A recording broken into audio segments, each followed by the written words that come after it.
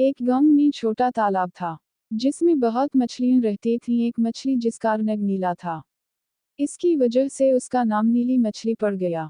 नीली मछली बहुत अक्लमंद थी। वो जो कोई भी काम करती बहुत सोच समझकर करती थी। एक दिन इस तालाब के पास दो मछेरे आए और एक मछेरे ने कहा, ओह, देखो तो कितनी सारी मछलियां हैं। कल हम आएंगे और उन सब मछलियों को पकड़ ले जाएंगे।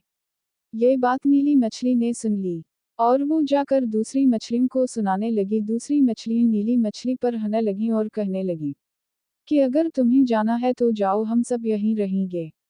उसी रात अक्लमंद मछली तालाब छोड़कर छोटी जमील के जरिया नदी में चली गई।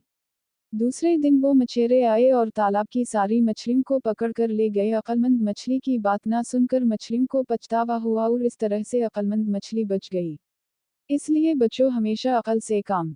अगर आपको वीडियो पसंद आई है तो लाइक और सब्सक्राइब करना और बेल आइकॉन दबाना ना